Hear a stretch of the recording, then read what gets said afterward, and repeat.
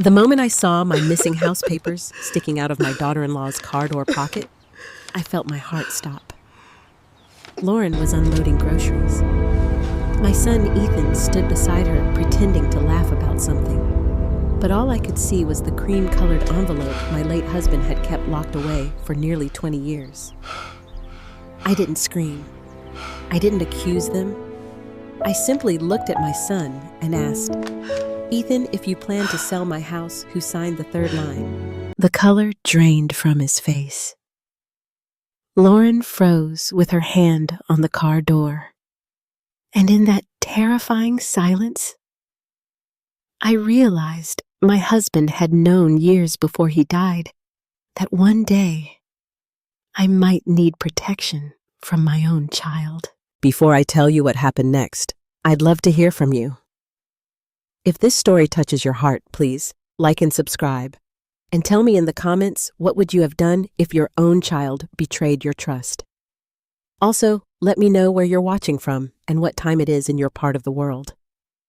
Sometimes it helps to know we're not alone. My name is Paige Young, and I was 68 years old when I learned that the people who could break your heart the most were often the people you had once held in your arms. I have lived in the same house in Columbus, Ohio for almost 40 years. My late husband, Richard, built most of it himself. He wasn't a contractor or a wealthy businessman. He was a construction engineer who spent 35 years working on bridges, schools, and highways across Ohio. Every weekend, he came home with blueprints rolled under his arm and sawdust on his boots. He designed our kitchen himself. He planted the maple tree in our front yard. He laid the wooden floor in our living room with his own hands. Whenever people complimented our house, Richard would smile and say, "This isn't a house, it's our history." After he died 7 years ago from pancreatic cancer, the silence nearly destroyed me. For almost 45 years, I had never slept alone. I still remember the first winter after his funeral. I would wake up at 2 in the morning, expecting to hear him coughing in the bathroom or making coffee downstairs. Instead, there was only the sound of the furnace and the old grandfather clock in the hallway. Some days, grief feels loud. Other days, it feels like an empty room. I retired from the school library shortly after Richard passed away. Reading had always been my comfort. Books never abandoned you. They waited patiently until you were ready to return. My mornings became simple. Coffee at 6, watering the flowers, reading on the back porch, walking to the mailbox, calling my granddaughter Olivia every Sunday evening. Olivia was 25 now and lived in Chicago. She worked as a physical therapist and had inherited Richard's kindness. During his final months, she visited every weekend despite being in college at the time. She held his hand when he was too weak to sit up. Richard adored her. Sometimes I believed she was the only person who truly understood him. My son Ethan was different. As a boy, he had been sweet and energetic. He loved baseball, fishing, and comic books. When he was 12, he built birdhouses with Richard in the garage. When he was 16, he promised me he would always take care of me. But life changes people. Divorce changes people. Debt changes people. Failure changes people. At 42, Ethan owned a small home renovation company that seemed to struggle more every year. He and his wife, Lauren, lived about 30 minutes away in a newer subdivision outside the city. Lauren was attractive, polished, and confident. She worked in real estate and always dressed as though she might walk into a business meeting at any moment. She spoke quickly, smiled politely, and somehow managed to make every conversation feel like a negotiation. For years, we got along reasonably well. Not close, but peaceful. Everything began to change about 6 months before the day I found the papers. Ethan started visiting more often. At first I was happy. A son calling his mother twice a week. Stopping by after work, fixing a leaky faucet, taking me grocery shopping. After years of distance, I thought perhaps grief had finally brought him back to me. One Tuesday afternoon, while we sat on the back porch drinking iced tea, Ethan asked casually, "Mom, have you ever thought about what happens to the house eventually?" I smiled. "Eventually, I'll probably leave it to you and Olivia." He nodded slowly. "You should make sure everything is organized." "It already is." "Where do you keep the important documents?" I laughed softly. "Why?" He shrugged. "Just in case something happens." At the time, I thought he was being responsible. Now, I remember the exact way his eyes studied me while he asked. A few weeks later, Lauren came over alone. She brought muffins from a bakery downtown and spent nearly 2 hours discussing real estate prices. "You'd be surprised what homes like this are selling for," she said. I looked around my living room. Richard's photographs, his chair, the piano, the framed picture of our wedding. "I'm not selling," she smiled. "Oh, of course not. I'm just saying the market is incredible." Another time, she mentioned senior communities. "They have beautiful places now, fitness centers, restaurants, social activities," I answered gently. "I'm happy here." She nodded, but there was disappointment in her eyes. Little things began to bother me. Ethan asking where Richard kept his files. Lauren opening cabinets while helping with dishes. Questions about insurance. Questions about taxes. Questions about property values. Questions about whether I had updated my will. One Sunday afternoon, I found Lauren standing alone in Richard's old office. She jumped when she saw me.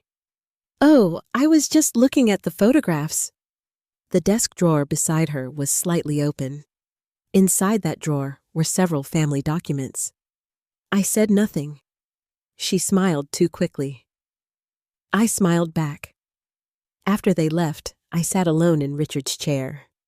For the first time in years, I felt uneasy inside my own house. A few days later, Olivia called. "Grandma, are you okay?" "Why? You sound tired." I hesitated. "I think your father is worried about me." She became quiet. "Has Dad been talking about the house again?" I was surprised. "What do you mean?" Another pause. "Nothing. I just know they've been under some financial pressure." My stomach tightened. "What kind of pressure?" "I'm not sure. Dad hasn't said much." She changed the subject, but the conversation stayed with me. That night, I walked into Richard's office. His leather chair still sat beside the window. His reading glasses remained in the top drawer. His old fountain pen rested exactly where he left it. I opened the filing cabinet. Property taxes, insurance papers, bank records, trust documents. Everything appeared normal. Yet I suddenly remembered something Richard told me shortly before he died. We had been sitting in the hospital room after visiting hours. The room was dark except for the television. He reached for my hand. "If anything ever feels wrong, trust yourself." I smiled. "What does that mean?" He looked toward the window. "It means not everyone who loves you will always make good choices." I thought he was talking about life. I never imagined he might have been talking about our own son. Outside, the wind pushed against the old maple tree Richard had planted decades earlier. The branches scratched softly against the windows. For the first time since my husband died, I walked through every room of my house and locked every door before going to bed. And although I didn't know it then, the people I had just said goodnight to at my front door were already thinking about my home very differently than I was. To me, it was my life. To someone else, it had quietly become an asset. The first time Lauren suggested that I sell my house, she said it with a smile. The second time, she brought brochures. The third time, I realized she had already made up her mind for me. It happened in early April. Ohio winters can be long, but spring had finally arrived. The maple tree Richard planted decades ago had begun to grow new leaves, and the flower beds along the front porch were showing signs of life again. Lauren came over on a Saturday afternoon carrying coffee and a white folder. "Just something I thought you might like to see," she said. She sat at my kitchen table and spread several glossy brochures in front of me. Senior communities, luxury retirement apartments, independent living facilities, swimming pools, restaurants, movie theaters, exercise rooms. I looked at the photographs and then back at her. "They're beautiful," I said. "They really are," she answered. "And honestly, Paige, people your age seem much happier in places like these." People your age? Not you? Not Paige. People your age. I folded the brochures and handed them back. "I appreciate it, Lauren, but this is my home." She smiled politely. "Of course. I just thought you should know your options." That evening, after she and Ethan left, I carried the brochures to the trash can. But somehow, throwing them away didn't remove the uneasy feeling that had settled inside me. Over the next few weeks, Ethan began asking questions that felt increasingly personal. One afternoon, while helping me clean the garage, he picked up an old metal lockbox. "What's in here?" "Old papers." "Important papers." "Some." He turned the box over in his hands. "You should really let me organize this stuff someday." I laughed lightly. "I've been organizing my own life for 68 years. He forced a smile. "I know, Mom. I'm just trying to help." The problem was that every conversation eventually returned to the same subject: the house, the property, the paperwork, the future. One evening, we sat in the living room watching television. Out of nowhere, Ethan muted the sound. "Have you updated your will recently?" I looked at him. "Why are you asking?" He rubbed his hands together. "Just making sure everything is protected." "It already is. Do you have copies somewhere?" "Why?" He sighed. "Mom, you always answer my questions with questions." I smiled. "And you keep asking questions that aren't your business." For a moment, his face changed, only for a second, but I saw irritation there. Then he smiled again. "Forget I asked." The next week, Lauren began coming over alone more often. She would bring groceries, soup, flowers, small gifts. To anyone else, it might have looked thoughtful, but something felt rehearsed. One afternoon, I walked into the kitchen and found her standing near my desk. She quickly stepped away. "I was looking for a pen." "There are pens in the drawer."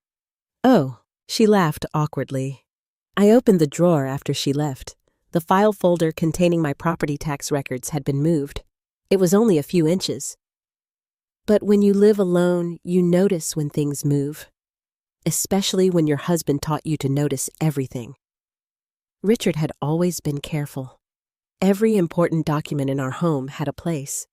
Every key, every receipt, every account number. He believed organization was another form of protection. At the time, I thought he was simply disciplined. Now I began wondering if he understood something I didn't. A few days later, Olivia called. She sounded tired. "How are you doing, Grandma?" "I'm fine." "You don't sound fine." I hesitated. "I think your father has been worrying me lately." There was silence. Then she said quietly, "Has he been talking about the house?" Again. The house. Everyone seemed to be talking about my house. "Why do you ask?" "I don't know. Dad called me a few weeks ago." "What about—" She paused. "He asked if Grandpa ever told me anything about the estate." I sat upright. "What did you tell him?" "The truth." "And what's that?" "He never discussed it with me." Her voice became softer. "Grandma, is everything okay?" I didn't want to worry her. "I think so." But after we hung up, I sat alone for nearly an hour. The clock ticked. The refrigerator hummed. Outside, a dog barked somewhere down the street. And for the first time, I allowed myself to consider something I had been avoiding. What if Ethan needed money? A mother's instinct can be strange. Sometimes you know something long before you have proof. The following Sunday, Ethan and Lauren invited me to dinner at their house. Their home was beautiful but felt strangely empty. New furniture, large television, expensive decorations. Very few family photographs. During dinner, Lauren mentioned the housing market again. Houses in your neighborhood are selling for incredible prices. I cut my chicken carefully. I've noticed. You could easily get over $600,000. Ethan looked down at his plate. Lauren continued. You could buy a condo travel and still have money left. I don't want a condo. You wouldn't have to worry about maintenance. I don't mind maintenance, she smiled. Eventually everyone needs help. I set down my fork. Are you offering to help me, Lauren? Of course. Or are you offering to help yourselves? The room became quiet. Ethan cleared his throat. Mom, nobody is trying to take your house. I didn't say anyone was. Lauren forced a laugh. You know what I think, we're all misunderstanding each other. Maybe, but my instincts told me otherwise. When I returned home that evening, I went directly to Richard's office. I opened the filing cabinet. Everything seemed normal, but this time I checked every folder carefully. Property taxes, insurance, bank information, mortgage records, trust papers.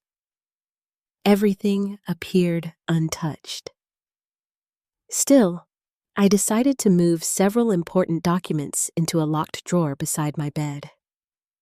Not because I was afraid. At least, that's what I told myself. A few mornings later, I found Ethan standing alone in my office. I had gone outside to water flowers.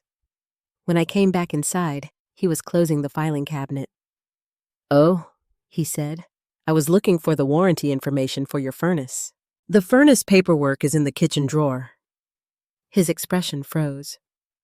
Oh, right. I looked at the cabinet. He looked at me. Neither of us spoke. For a moment I saw something in my son's face that frightened me. Not anger, not guilt. Desperation.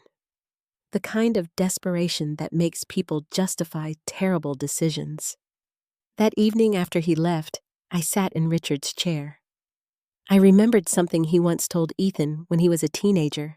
When money gets tight, character gets tested. At the time, Ethan had rolled his eyes. Now those words returned to me. 3 days later, Lauren called. She said she knew a notary who could help organize my estate planning. A notary, without me ever asking, without me ever mentioning legal documents, without me ever saying I needed help. I thanked her and declined. She sounded disappointed. After hanging up, I walked through my house room by room. The kitchen Richard built, the staircase he repaired, the bedroom where we raised our son, the office where he kept his papers.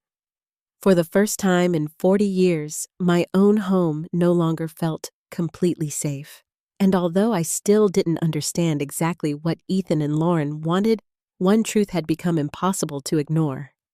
They weren't simply concerned about my future. They were preparing for it. The papers disappeared on a Wednesday. I remember because Wednesdays had always been Richard's favorite day of the week. He used to call it the quiet middle, the point where life slowed down before the rush toward the weekend. That morning began like every other. Coffee, the newspaper, the birds outside my kitchen window. Nothing felt different. Nothing warned me. Around 10 o'clock, I decided to gather several documents for my annual appointment with my accountant. Property tax records, insurance statements, and a few retirement documents needed to be reviewed. I walked into Richard's office. The room still smelled faintly of cedar and old books.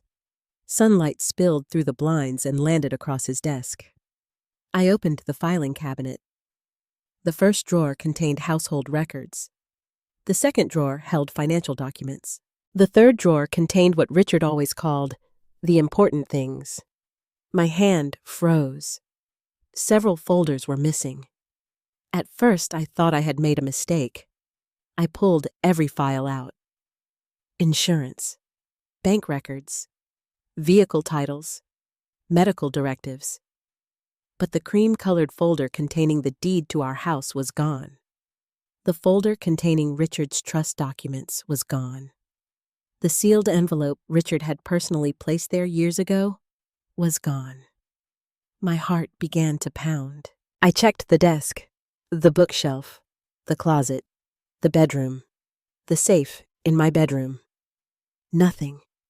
The papers had disappeared. I sat down in Richard's chair because suddenly my legs felt weak. For several minutes, I simply stared at the empty space in the filing cabinet. When you live alone, you know every object in your home. You know which drawer squeaks. You know which cabinet door sticks. You know when something has been moved. And I knew with absolute certainty that those documents had been there only days earlier. The first person I called was Ethan. He answered on the second ring. "Hey, Mom. I can't find some important papers." "What kind of papers?" "The house documents." There was a pause. "Did you misplace them?" "I don't think so." "You're probably just stressed." His answer came too quickly. "I've looked everywhere." "Maybe they're somewhere else." "Ethan, those files never move." He sighed. "Do you want me to come over?" Part of me wanted to say no. Another part of me still wanted to believe he was my son before he was anything else. "All right." He arrived 40 minutes later. Alone. Lauren was working, he said. He searched the office with me, opened drawers, looked inside cabinets, moved boxes. But something about his behavior bothered me. He wasn't surprised. He wasn't alarmed. He seemed prepared. After nearly 20 minutes, he sat down. "Mom, sometimes memory changes as we get older." The words hit me harder than I expected. "I'm not confused." "I didn't say you were." "Yes, you did." He rubbed his forehead. "I'm just saying maybe you moved them." I did not move them. The room became quiet. Finally, he stood. "If they don't turn up, we can always request copies." Copies. He said it so casually, as though losing the deed to my home meant nothing, as though Richard's papers were replaceable. That evening, I called Olivia. She answered immediately. "Grandma, my documents are missing." "What documents?" "The house papers." Silence. Then her voice changed. "Who's been in the house?" "Ethan." "And Lauren?" "Yes." Another silence. "Grandma, what?" "I don't want to upset you." "Tell me." She hesitated. "Dad has been having money problems." My stomach tightened. "How bad?" "I don't know exactly." "How long?" "A while." I sat down on the edge of my bed. Why didn't he tell me? I think he's embarrassed. I closed my eyes. Embarrassed. A child can be embarrassed. A grown man can be desperate. After we ended the call, I walked through my house again. Front door locked. Back door locked. Windows secured. No sign of forced entry. Nobody except family had been inside. The following afternoon, Lauren stopped by unexpectedly. She carried soup and fresh bread. "You sounded upset on the phone yesterday." I looked at her carefully. "My papers disappeared." She widened her eyes. "Oh no. I can't find them anywhere." "That's terrible." She sat down at the kitchen table. "Have you checked everywhere?" "Several times." She nodded sympathetically. You know, sometimes stress affects memory. The exact same words, almost the exact same sentence. I stared at her. Ethan said something similar. She smiled. Well, it happens. I suddenly felt cold. The same explanation, the same excuse, almost rehearsed. As she spoke, my eyes drifted toward her purse sitting beside the chair. Real estate brochures, a notebook, several folders. Lauren always carried folders. Always paperwork, always contracts. After she left, I sat alone for nearly an hour. The silence inside the house felt different now. Not peaceful, threatening. That night I couldn't sleep. At 2 a.m, I walked downstairs and entered Richard's office. Moonlight filled the room. I sat in his chair. I opened his desk. Inside lay his old reading glasses. His watch. A fountain pen. Nothing else. I remembered something he once told me. Important things disappear twice, Paige. First physically, then emotionally. At the time, I thought he was talking about grief. Now I wondered whether he had meant something else. Thursday morning brought rain. Heavy spring rain against the windows. Around noon, Ethan called. Any luck? No. We can get replacements. Ethan? What? Why do you keep saying that? Saying what? That it doesn't matter. He was quiet. I'm trying to help. I almost asked him directly. Did you take them? But a mother sometimes avoids questions she fears hearing answered. That evening, I opened my bedroom closet.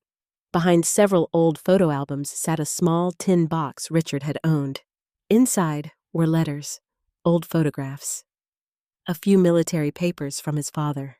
And tucked between 2 envelopes, I found something that made my heart stop. A handwritten note. Richard's handwriting. Only one sentence. If the papers ever disappear, trust your instincts. Nothing else. No explanation, no date, no signature, just those words. I read the note 4 times. Why would he write that? When had he written it? What had he feared? For the first time since the documents vanished, fear became something larger. Because suddenly I realized Richard may have expected this, or at least expected something. Friday afternoon, Ethan and Lauren both came to the house. Lauren hugged me. Ethan looked worried. We've been talking, Lauren said, about what. Maybe we should help you organize your records. I don't need help. We just don't want this happening again. Again, as if there would be another opportunity, as if they expected to handle my documents. I looked at both of them. My son, my daughter-in-law, the people I had trusted. And suddenly, I noticed something. Lauren was wearing a new designer handbag. Ethan's truck had been replaced. Their financial problems couldn't be that severe. Or perhaps they were far worse than I understood. As they prepared to leave, Lauren walked back inside because she had forgotten her umbrella. For a brief moment, she stood alone near Richard's office. Again. Always the office. Always the documents. After they drove away, I stood at the window, watching their car disappear. The rain continued falling. The house felt colder than usual. And although I still had no proof, I finally admitted something to myself that I had been avoiding for weeks. The missing papers had not been lost. They had been taken. And deep inside, I already knew who had access. 3 days after I convinced myself that someone had taken my documents, I saw the missing envelope, and suddenly, everything inside me became very still. It was Sunday evening. Ethan had called that morning and suggested we all have dinner together at my house. He said Lauren wanted to cook. She arrived carrying 2 casserole dishes, a salad, and a bottle of wine I knew none of us would drink. The evening almost felt normal. Almost. Lauren moved around my kitchen as though nothing had happened. Ethan talked about baseball. The television played softly in the background. For nearly 2 hours, we acted like a family. And perhaps that was the hardest part, because I wanted so badly to believe I was wrong. I wanted to believe my son had not lied to me. I wanted to believe my daughter-in-law had not searched through Richard's office. I wanted to believe my missing papers would somehow reappear. After dinner, Lauren remembered that she had left several grocery bags in the car. "I'll be right back," she said. The sun was beginning to set. The air outside had become cooler. I followed her onto the front porch simply because I needed fresh air. Lauren opened the rear passenger door. One grocery bag tipped sideways. She leaned down to pick it up.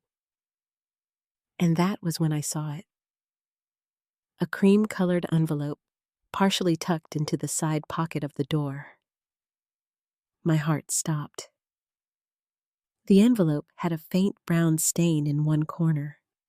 Richard had spilled coffee on it nearly 15 years earlier. I knew that stain. I knew the exact fold near the bottom. And on the front, barely visible in the fading sunlight, was Richard's handwriting. My breathing became shallow. For a second, I thought I might collapse. The missing envelope was sitting inside my daughter-in-law's car, only a few feet away from me. Lauren noticed me looking. She quickly shifted her body. The door closed.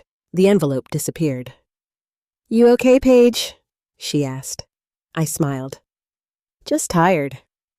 She studied my face. Perhaps she wondered whether I had seen it. Perhaps she already knew. I did not say a word, and that silence became the most important decision I had made in weeks. Because if I accused her, then she would deny everything. The papers would disappear again. The truth would vanish. Instead, I walked back into my house. I poured myself a glass of water. My hands were shaking. Ethan entered the kitchen a few moments later. "You all right, Mom?" "Of course." "You seem pale." "I'm fine. For the first time in my life, I lied to my son. Because for the first time in my life, I no longer knew whether he deserved the truth. After they left, I locked the front door. Then I sat in Richard's chair. The clock ticked loudly. The entire house felt different. The uncertainty was gone. I had seen the envelope. I knew. The question was no longer who. The question had become why. At 9 o'clock, I called Olivia. She answered immediately. "Grandma, I found them." "What?" "The papers." She became quiet. "Where?" "In Lauren's car." Several seconds passed. "Are you sure?" "Absolutely." "What are you going to do?" I looked at Richard's desk. "I don't know." She sighed softly. "Please be careful." "I will." "Grandma." "Yes." "I don't think Dad is thinking clearly right now." Her words hurt, because somewhere inside me, I had hoped Ethan was innocent. Perhaps Lauren had acted alone. Perhaps there was some explanation, but children usually protect their parents. Grandchildren often tell the truth. The next morning, I made coffee and sat at the kitchen table. I wrote down everything: the missing papers, the dates, the conversations, Lauren standing in Richard's office, the questions about the will, the brochures, the notary, the envelope in the car. If Richard had taught me anything, It was to document facts. Facts survive emotions. Around noon, Ethan called. Mom, Lauren, and I were thinking about what we could come over this weekend and help organize your office. My chest tightened. No. Silence. What do you mean? I mean, no. We just want to help. I don't need help. He sounded frustrated. Mom, why are you suddenly acting like this? Suddenly, as though the changes had happened inside me, not inside him. I've managed this house for 40 years. Nobody is saying you haven't. Then stop treating me like I can't. He exhaled heavily. Fine, but his voice had changed. That evening, I walked through Richard's office again. The empty spaces in the filing cabinet still remained. I opened one of his old notebooks. Inside, I found property records, insurance notes, maintenance schedules, and several handwritten reminders. Richard had always prepared for everything: storms, illness, retirement, death. Suddenly, I wondered if he had prepared for something else, something involving our family. Tuesday afternoon, Lauren came by unexpectedly. She carried cookies. She smiled. She sat at my kitchen table, and for 20 minutes she talked about absolutely nothing. Weather, neighbors, a television show. Finally, she asked the question she had really come to ask. Have you found the missing papers yet? I looked directly at her. No. That's too bad. Yes. She folded her hands. You know, if they're lost, permanently replacing them isn't difficult. The exact same words Ethan had used, replacing them, again. I leaned back in my chair. Lauren? Yes. Why are you so interested in my documents? She blinked. I'm not. You've asked several times. She laughed nervously. I just care about you. The conversation ended soon afterward. When she left, I watched from the window. She opened the passenger door. And there it was, the cream-colored envelope, exactly where I had seen it before. She quickly pushed it deeper into the pocket. This time, there was no doubt, no uncertainty, no possibility of mistake. The documents were inside her car, and she knew I had seen them. That night, I barely slept. Around 3 a.m, I walked downstairs. I stood in Richard's office. I touched his desk, his chair, his books, and suddenly, I remembered something he had once told me years earlier. When people want something badly enough, Paige, they stop seeing people and start seeing obstacles. I had laughed then. He had not. For the first time, I wondered if Ethan and Lauren no longer saw me as a mother, or a widow, or a human being. Perhaps they only saw the house, the property, the money, the value. The next afternoon, Ethan called again. His voice sounded careful. Mom, Lauren thinks maybe we should all sit down and talk. About what? The future. I looked toward Richard's office. The future can wait. He became quiet. Okay. But before hanging up, he asked one more question. Have you checked everywhere? I closed my eyes. Everywhere, including your wife's car. But I didn't say it, not yet, because something inside me kept returning to Richard's mysterious note. If the papers ever disappear, trust your instincts. Why would he write that? Why had he anticipated this? And most importantly, what exactly was inside that missing envelope that made my own son willing to hide it? I still didn't know. But for the first time since the papers disappeared, I realized something important. Richard had left me more than a house. He had left me a secret, and somehow, Ethan seemed terrified that I might discover it. For 3 days, I said nothing. I saw the envelope. I knew where the missing documents were, and yet I remained silent. Some people might wonder why. The answer is simple. A mother spends her entire life protecting her child, even when that child has become someone she no longer recognizes. Part of me still hoped Ethan would come to me. I imagined him knocking on my door. "Mom, I'm sorry. We made a mistake. We didn't know what to do." But no apology came. Instead, the pressure increased. On Thursday afternoon, Ethan called. "Lauren and I want to stop by tonight." "Why?" "We need to talk." The words felt heavy. "All right." They arrived shortly after 6. Lauren carried flowers. Ethan brought takeout from my favorite restaurant. The effort felt almost ceremonial, as if they had rehearsed kindness before entering my house. We ate quietly.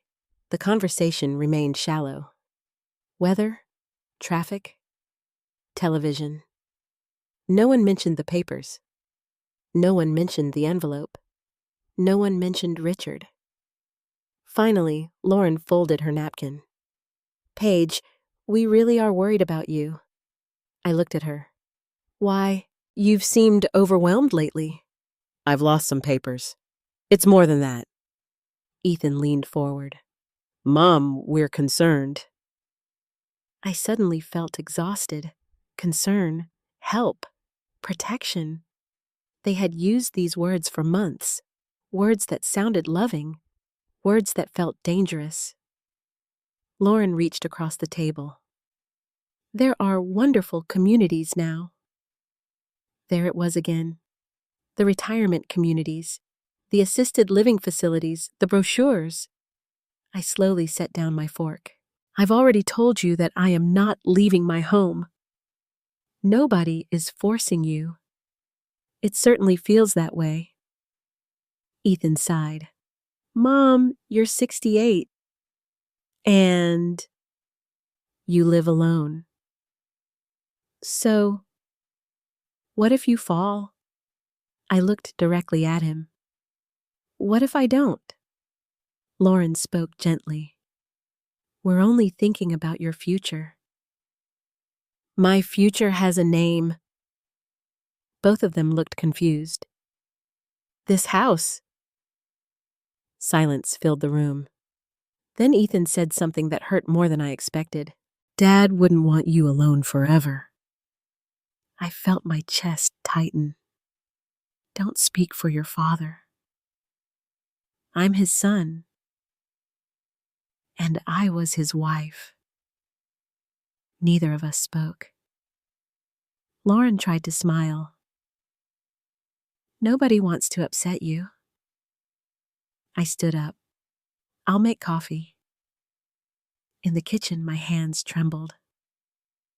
I stared out the window. The backyard looked exactly the same. Richard's maple tree, his garden, the wooden bench. Everything he built still existed. Everything except him. And suddenly, I realized something. The people sitting in my dining room had started speaking about my future, as though I no longer belonged in it. When I returned, Ethan had moved to the living room. Lauren sat beside him. He cleared his throat. "Mom, Lauren knows a notary." The word hit me immediately. Notary. Again. I sat down slowly. "For what?" "Just to make sure your paperwork is organized." "My paperwork?" "Your house." "My house is organized." "We don't know that." I looked directly at him. "Why not?" "Because your papers disappeared." The room became very quiet. Then Lauren said softly, "What if they never turn up?" I felt something inside me harden. The same phrase. Again. What if they never turn up? Almost as if they already knew. I folded my hands together. What exactly are you suggesting? Ethan avoided my eyes. Nothing, Lauren answered instead. Maybe you should consider giving Ethan power of attorney. I stared at her. What? In case something happens. Something like what? She hesitated. Memory problems. The room suddenly felt smaller. Memory problems. They were saying it openly now. Not confusion, not stress. Memory. Age. Decline. I looked at my son. Do you believe that? He looked uncomfortable. We just want to protect you. I nodded slowly. Then I asked the question. Protect me from whom? Nobody answered. The clock ticked loudly. Finally, Ethan stood up. Mom, please don't make this harder. Harder. As if I had become the problem. As if losing my documents was an inconvenience to them. As if my resistance was unreasonable. I stood. I'm going to make tea. When I entered the kitchen, I heard them whispering. Their voices were low, urgent. I couldn't hear the words, only the tension, only the fear. When I returned, the conversation stopped immediately. Lauren smiled, Ethan looked exhausted, and suddenly I knew. Whatever they had planned was not going according to schedule. That realization gave me strength. A few minutes later, Lauren picked up her purse. We should probably go. Ethan nodded. He stood beside the front door, and then he asked the question. Have you looked in Dad's office again? I looked directly at him. Several times. His eyes searched my face. Perhaps he was trying to determine whether I knew. Whether I had found the envelope. Whether I had discovered something. For several seconds, neither of us spoke. And then, without planning it, I heard myself say, Ethan. Yes. If someone wanted to sell a house that belonged to Richard and me. His expression changed slightly. What do you mean? I mean, if someone found those documents. Lauren became very still. I continued. They would need every required signature. Neither of them spoke. I could hear my own heartbeat, and then I asked the question Richard had somehow planted in my mind years ago. So, tell me something. Ethan swallowed. What? Who signed the third line? Silence. Absolute silence. Lauren's face lost its color. Ethan blinked. What third line? I looked at him carefully. The third signature. Neither of them moved. The room felt frozen. Lauren looked at Ethan. Ethan looked at the floor. For the first time in months, both of them appeared genuinely frightened. I spoke quietly. Richard was very careful. Ethan's voice sounded strained. Mom, I don't know what you're talking about. Really? Lauren suddenly stood. We should go. Nobody argued. Nobody finished the conversation. They gathered their things almost mechanically. At the front door, Ethan turned toward me. What exactly did Dad tell you? I smiled. Enough. His face turned pale. After they left, I locked the door. Then I sat down in Richard's chair. My hands were shaking. My heart was racing, because I had finally seen something I had been searching for. Fear. Not my fear. Theirs. They knew about the third signature. Or at least they knew it existed. And whatever it meant, it frightened them. I opened Richard's desk drawer. Inside sat his old fountain pen. Beside it lay the note. If the papers ever disappear, trust your instincts. I read the words again. And suddenly, another memory returned. Only a few weeks before Richard died, he had taken my hand. His voice had been weak, his breathing shallow. Paige. Yes. If you ever have questions, He had stopped to catch his breath. If something doesn't feel right. I squeezed his hand. What? His eyes had filled with tears. Ask about the third signature. At the time, I thought the medication had confused him. I never asked. I never understood. Until now. Because my husband had known something, and my son had just confirmed it without saying a single word. For the first time since Richard died, I realized he might still be protecting me. And somewhere hidden inside those missing documents, the truth was waiting. I barely slept after Ethan left my house. For years after Richard died, the nights had been lonely. Now they were frightening. The question I had asked my son kept repeating itself in my mind. Who signed the third line? His face. Lauren's silence. The fear in their eyes. Neither of them had expected me to know those words, which meant one thing. Richard had hidden something from everyone except me. Or perhaps he had tried to tell me, and I simply hadn't understood. At 6 o'clock the next morning, I made coffee and carried Richard's handwritten note into the kitchen. If the papers ever disappear, trust your instincts. The handwriting was unquestionably his. The paper itself looked old. He had written it years ago, long before his illness, long before Ethan's financial troubles, long before Lauren entered our lives. I sat there for nearly an hour.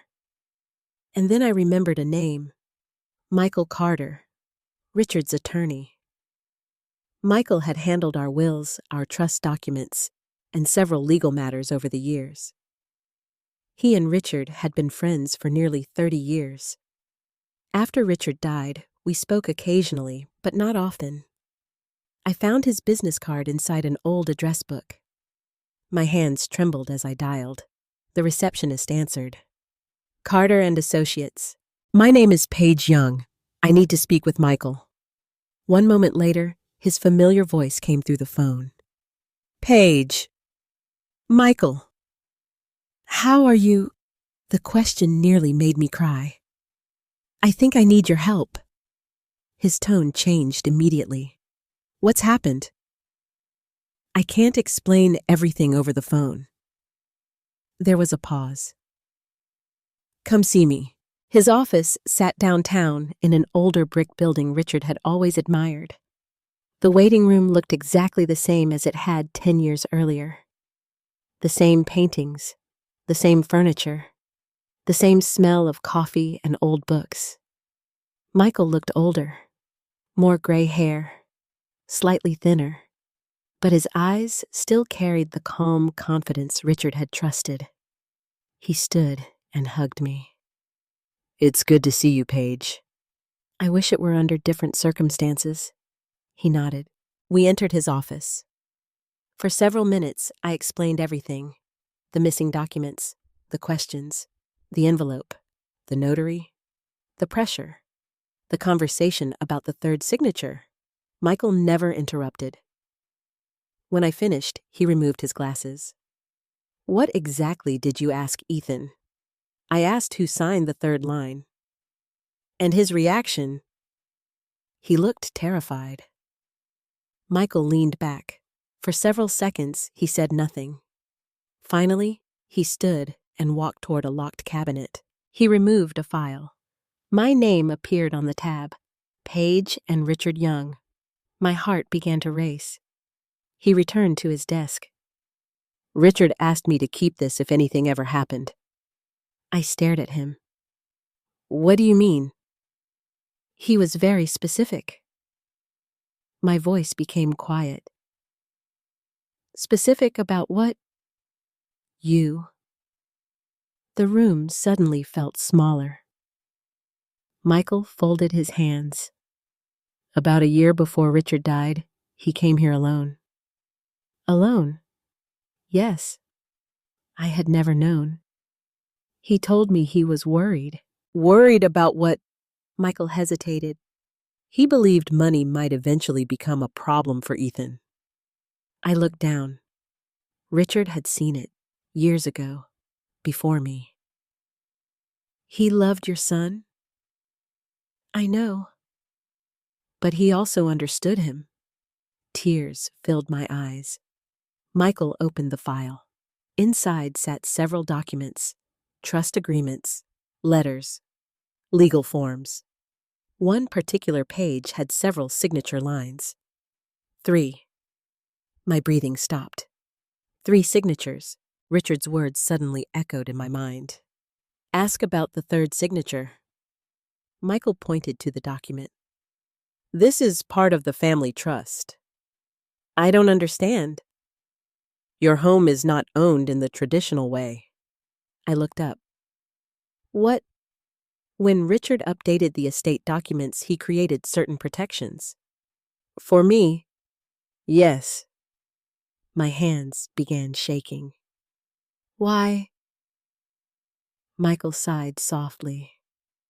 He said something that I never forgot. What? If I die first, Paige will trust people because she loves them. Someone has to protect her when I'm gone. Tears rolled down my face. Even after death, even after years, Richard had still been taking care of me. Michael continued. The property cannot simply be sold. Ethan doesn't know that. I honestly don't know what Ethan knows. He slid the document toward me. There are 3 required signatures. I stared at the page. One space belonged to me. Another belonged to an independent trustee. The 3rd line remained blank. My voice barely worked. Who signs the 3rd line? Michael looked directly at me. That information was sealed by Richard. What does that mean? It means he instructed me not to reveal it unless specific conditions occurred. What conditions? The disappearance of documents.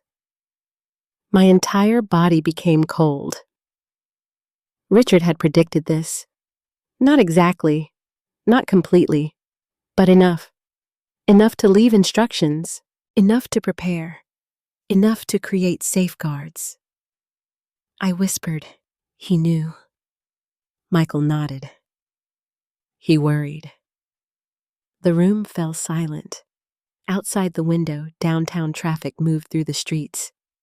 Life continued, but inside that office, my entire understanding of my marriage changed. Richard had trusted me, but he had also feared something. Perhaps not Ethan himself. Perhaps circumstances. Debt. Desperation. Human weakness. Michael opened another envelope. Inside was a handwritten letter. Richard's handwriting. My throat tightened. Can I read it? Not yet. I looked at him. Why? Richard instructed me to wait. Until when? Until the 3rd signature becomes necessary. The 3rd signature, again. Everything returned to those words. Everything. I wiped my eyes. What should I do? Michael leaned forward. Do not accuse Ethan. I already confronted him. No, you asked a question. He paused. That's very different. I nodded. What about the missing documents? Leave them where they are. I looked surprised. You want me to do nothing? I want you to watch. Why? Because people who believe they're winning usually reveal the truth. I thought about Lauren, her nervous smile, the envelope, the repeated questions, the notary. Everything suddenly felt larger than missing papers. This wasn't simply about a house. This was a plan. A plan Richard had somehow anticipated. Before leaving, I stood beside the office window. I thought I knew my husband. Michael smiled gently. You did? Then why didn't he tell me? Because he hoped none of this would ever happen. My eyes filled again. And if it hadn't, the third signature would never have mattered. I picked up my purse. What happens now? Michael walked me to the door. Trust Richard. Outside, the afternoon sunlight felt warmer. For the first time in weeks, I didn't feel helpless. I felt protected, not by the law, not by the documents, not even by Michael.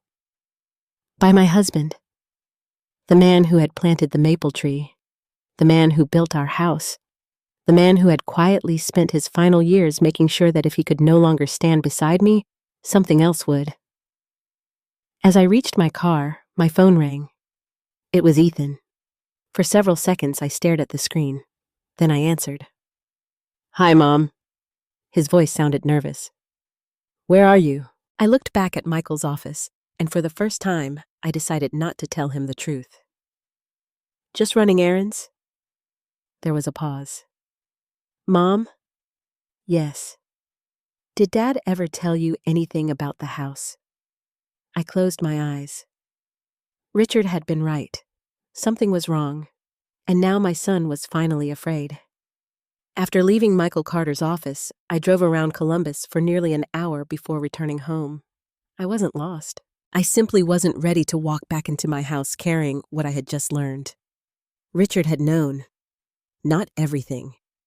Perhaps not even specifically about Ethan. But he had worried enough to create protections. He had worried enough to leave instructions. And most painful of all, he had worried enough to keep secrets from me. That evening, Ethan called again. His voice sounded unusually gentle. Mom, are you okay? I'm fine. You sound tired. I had a long day. There was a pause. Were you out? Yes. Where? The question came too quickly, too naturally, as if he had been waiting to ask it. Just running errands. Another silence. Then he said something strange. Did you find anything? I looked out my kitchen window. What exactly would I be looking for? He hesitated. The papers. No. It was my first deliberate lie, and strangely, it became easier than I expected. Because somewhere between finding the envelope and meeting Michael, I had begun protecting myself. After we hung up, I called Olivia. She answered immediately. Grandma, I met with Michael Carter. She became quiet. What did he say? Your grandfather prepared something. Another silence. What kind of something? I'm not sure yet. Are you okay? I sat in Richard's chair. No. Her voice softened. Do you want me to come home? The question nearly made me cry. For weeks, Ethan had spoken about my future. Lauren had spoken about my care. But Olivia asked only one thing. Do you want me? No, sweetheart. Are you sure? Yes. She hesitated. Grandma, I need to tell you something. I closed my eyes. What is it? Dad's company isn't doing well. How bad? Worse than he's admitting. How do you know? I heard my parents arguing a few months ago. My stomach tightened. What did they say? She took a breath. Mom said they couldn't keep borrowing money. My hand gripped the phone. Borrowing from whom? I don't know. Anything else? Dad said once your house sold, everything would be okay. The room became silent. Your house. Not Mom's house. Not Grandma's house. Your house. An asset. A solution. A rescue plan. I felt physically cold. When was this? About 4 months ago? 4 months. Months before my papers disappeared. months before the retirement brochures, months before the notary. The plan had already begun. After our conversation ended, I sat alone for nearly an hour. I thought about Ethan as a little boy, his first bicycle, his little league games, the nights Richard stayed awake helping him with homework, the college tuition we struggled to afford, the money Richard lent him when he started his business. We had always helped him. Always. So why hadn't he come to me? Why steal? Why manipulate? Why lie? The answer came the following afternoon. Quite by accident. My neighbor Carol Jenkins stopped by. Carol had lived across the street for 20 years. She knew everyone, and everyone trusted Carol. As we drank coffee, she asked casually, "How's Ethan doing?" I looked up. "Why, I saw him downtown a few weeks ago." "Really?" He looked upset. I tried to sound normal. "Where?" "Outside the bank." My heart skipped. "Was he alone?" She nodded. "But he was arguing with someone." I stayed quiet. "A man in a suit." "What kind of suit?" She laughed. "I don't know, Paige. A suit." I smiled politely, but after she left, I began thinking. Banks, loans, debt, pressure. That evening, I searched Ethan's company online.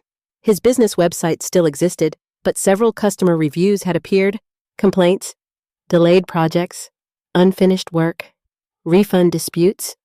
One review mentioned legal action. Another mentioned unpaid subcontractors.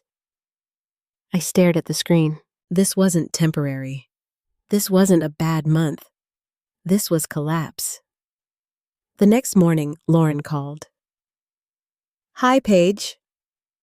Her voice sounded unusually cheerful. "Hello. I was wondering if Ethan and I could come by Sunday." "Why, we miss you." The answer felt rehearsed. "I'll think about it." She hesitated. "Is something wrong?" I almost laughed. Everything was wrong. But instead I said, "I'm tired. We worry about you." There it was again. Worry, concern, protection. Words used as tools. After hanging up, I drove to the grocery store. As I walked through the parking lot, I heard someone call my name. "Mrs. Young." I turned. A man in his 50s approached. He looked familiar. "David Reynolds." Suddenly, I remembered. One of Ethan's former contractors. Richard had known him. "How are you?" He looked uncomfortable. "Actually, I wanted to ask about Ethan." My stomach tightened. "What about him?" He hesitated. "Never mind." "No. Tell me." He looked around. "He owes several people money." My chest became heavy. "How much?" "I don't know." "Why are you telling me?" He sighed. "Because your husband helped me years ago." I waited. He said family should always know the truth. I swallowed hard. David continued. "Ethan keeps saying things will improve after he handles some property issues." Property, again. Everything returned to the house. I drove home in silence. By evening, the picture had become clearer. Debt, business problems, borrowed money, arguments, pressure, and somewhere inside all of it, my home had become their answer. That night, I opened Richard's old photo albums. I found a picture of Ethan at age 10. He stood beside Richard, holding a hammer. Both of them smiling, both covered in sawdust. On the back, Richard had written, "Building something takes time. Losing it takes one mistake." Tears filled my eyes, because now I understood. Ethan wasn't evil. He wasn't a monster. He was desperate, and desperate people convince themselves that wrong choices are necessary. But Lauren worried me more. She understood contracts, property values, sales, legal documents.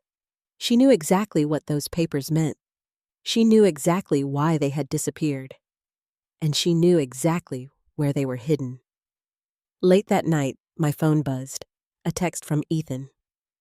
"Mom, we need to talk soon." I stared at the message for several minutes. Then I typed, "About what?" His answer came immediately. "About the future." I looked around my living room, Richard's chair, our wedding photograph, the piano, the old clock, the future. The word no longer meant safety. It meant paperwork, sales, money. And for the first time, I realized something that frightened me. Ethan and Lauren had not stolen those documents simply because they wanted my house. They had stolen them because they believed they needed it. And people who believe they have no other choice can become very dangerous. As I turned off the lights and prepared for bed, one thought stayed with me. My son was drowning. My daughter-in-law was helping him sink. And somehow, my husband had built one final wall between them and the house. The only question left was whether Ethan would stop before he destroyed everything else. The next morning, I made a decision that frightened me. I was going to pretend. For 68 years, I had tried to live honestly. I said what I meant. I trusted people. I believed that love was stronger than suspicion. But Richard had understood something that I had never wanted to learn. Sometimes, the truth only appears when people think they have already won. At 9 o'clock, I called Michael Carter. "I've decided." "What have you decided?" "I'm going to let them think I believe them." There was silence. Then he said, "Good." The word surprised me. "You approve?" "I think Richard would." I looked toward the maple tree outside my kitchen window. "I don't know if I can do this." "You can." "Why?" "Because you're not trying to trap your son." He paused. "You're trying to protect yourself." After we hung up, I sat alone for several minutes. I still hated what I was about to do. Mothers are supposed to protect their children, not investigate them, not test them, not watch them. But my son had already started treating me as a problem to solve. Perhaps he had forgotten that I was still his mother. That afternoon, Ethan called. "Mom." "Hi. I've been thinking." "So have I." There was a pause. "Maybe we should sit down together." I took a deep breath. "Maybe you're right." His voice changed immediately. "Really?" "Yes. I mean, we only want to help." "I know." The lie tasted bitter. He sounded relieved. "We can come over Saturday." "That's fine." After we ended the call, I cried. Not because of what Ethan had done, but because of how quickly hope returned to his voice. As though he had just received good news. As though my cooperation solved something important. That evening, I called Olivia. She answered immediately. "Grandma, I need your help." "Anything." "I want you to come home." She became quiet. "Is it time?" "I think so." She didn't ask questions. "When?" "Saturday." "I'll be there." I hesitated. "Don't tell your father." "I won't." For the first time in weeks, I felt slightly less alone. Friday morning, Michael came to my house. He arrived carrying a leather briefcase and 2 folders. We sat in Richard's office. The room suddenly felt alive again, as if Richard himself had arranged the meeting. Michael placed several papers on the desk. "You need to understand what they're trying to do." I nodded. He explained carefully. If Ethan convinced me to sign certain documents, he could potentially gain authority over finances. If I signed broad legal authorizations, decisions could eventually be made without me. Some documents appeared harmless. Some looked routine. Some sounded protective, but all of them involved control. I felt sick. They would really do that.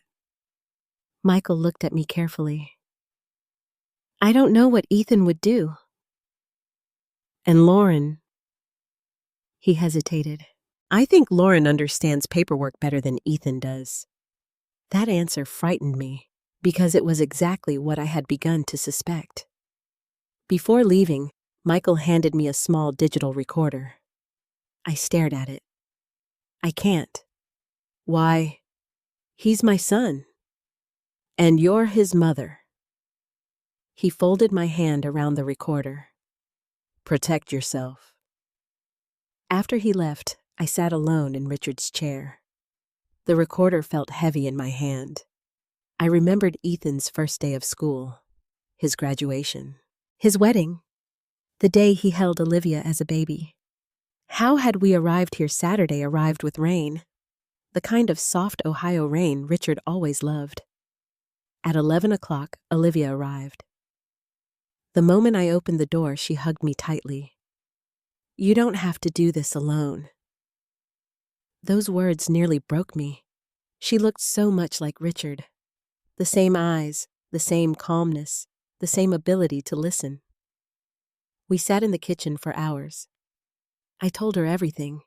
Michael, the trust, the third signature, the missing documents, the envelope. When I finished, she remained silent. Finally, she said, Grandpa knew. I think so. She lowered her eyes. He talked to me once. My heart stopped. What? She looked nervous. It was years ago. What did he say? He asked me something strange. I leaned forward. What? He asked me if I would always protect you. The room became silent. When? Shortly before he died. My breathing slowed. Did he explain why? She shook her head.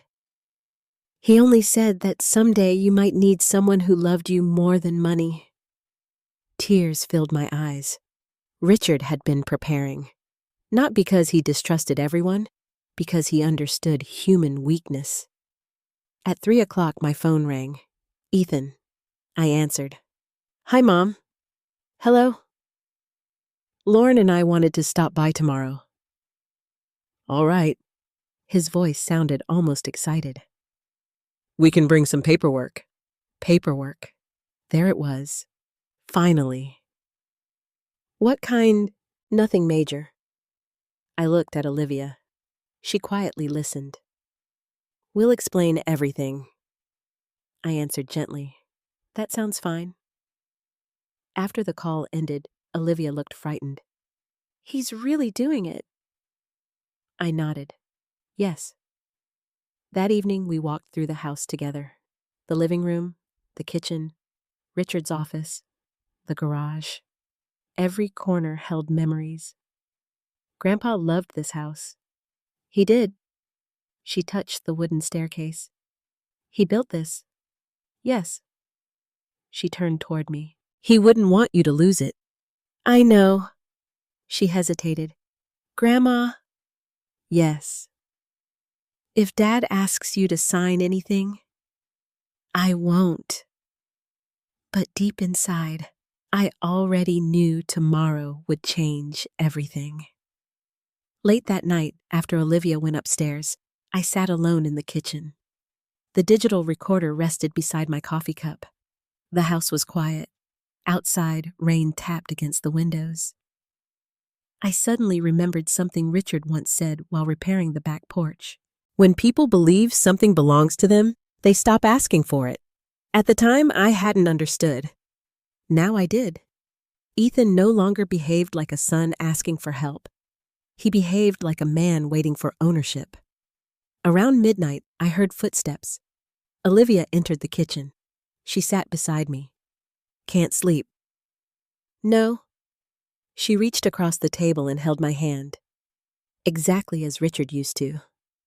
I'm here. Simple words, but they carried something I hadn't felt in months. Safety. For weeks, I had been surrounded by people telling me what was best for me, what I should do, where I should live, who should manage my life. Yet the only person who asked what I wanted was sitting beside me. As we turned off the lights, I looked once more at Richard's office. Tomorrow, Ethan and Lauren would come. Tomorrow, the documents would appear. Tomorrow, the truth would move closer. And somewhere inside this house, hidden within my husband's final plans, the third signature continued waiting. Waiting for the moment Richard had feared. Waiting for the moment I finally needed protection. Sunday arrived gray and cold. The kind of Ohio morning that makes a house feel quieter than usual. I woke before sunrise. For several minutes, I lay in bed, listening to the rain against the roof. Years ago, Richard would have been downstairs making coffee. He would have been reading the newspaper. He would have kissed my forehead and told me not to worry. Instead, I sat alone at the edge of the bed. Today was the day. At 9 o'clock, Olivia came downstairs. She wore one of Richard's old Ohio State sweatshirts that I had kept in the closet. Seeing her wear it nearly brought me to tears. "You okay?" she asked. "No." She sat beside me. "You don't have to be brave today." I looked at her, but I do. At 10:30, Michael called. "Are they still coming?" "Yes." "Remember what we discussed?" "I know." "If anything feels wrong, stop the meeting." I took a deep breath. "Will you be available?" There was a short pause. "Always." Shortly before noon, Ethan's truck pulled into the driveway. Lauren's car followed behind him. I watched from the living room window. Ethan carried a leather folder. Lauren carried a large purse and several documents. And walking behind them was a man I had never seen before. A man wearing a gray suit. My stomach dropped. The notary. They had brought him, without asking me, without warning me. Olivia stood beside me. "They actually did it." I nodded slowly. "Yes." The front door opened. Lauren smiled immediately. "Paige, this is Mr. Harrison. He's a notary." The man extended his hand. "Pleasure to meet you." I shook it. Nobody had asked whether I wanted him there. Nobody had called beforehand. They had simply arrived, as though something had already been decided. We sat in the dining room. The atmosphere felt strange, artificial. Everyone smiled too much. Everyone spoke too carefully. Mr. Harrison opened his briefcase. Lauren arranged papers. Ethan avoided looking directly at me. Finally, I asked, "What exactly is this?" Lauren answered, "Nothing serious." She slid several documents across the table. "We just want to help organize things." I looked at the papers. Power of attorney, medical directives, property authorization forms, temporary financial authority. The words blurred together. I looked up. "You want me to sign these?" Ethan cleared his throat. "Only if you're comfortable." The lie hung in the room. Because nobody brings a notary to lunch. Nobody prepares legal papers by accident. Nobody spends months discussing houses and documents without a purpose. Olivia spoke. "Grandma didn't ask for any of this." Lauren smiled. "We're simply planning ahead." "For whom?" Olivia asked. Nobody answered. Mr. Harrison looked uncomfortable. I almost felt sorry for him. He clearly had no idea what room he had entered. Lauren pushed another paper toward me. "This one just allows Ethan to help with financial matters if necessary." "If necessary." "In case of emergencies." I looked directly at my son. "What emergency?" He swallowed. "Mom?" "No." The room became quiet. "What emergency?" He looked down. Lauren spoke instead. Nobody's saying there's one now. Then why today? No answer. The rain outside became heavier. I could hear water running through the gutters. The old clock in the hallway ticked loudly. And suddenly, I realized something. Richard had sat in this exact room. He had eaten here, laughed here, raised our son here, and now his son sat across from me asking for control over my life. I folded my hands. I have a question. Ethan looked nervous. What? I glanced at the papers. Do these documents involve the house? Lauren answered quickly. No. Too quickly. I looked directly at her. None of them. She hesitated, only indirectly. Meaning, Ethan would simply help manage things. Manage what? The property. There it was.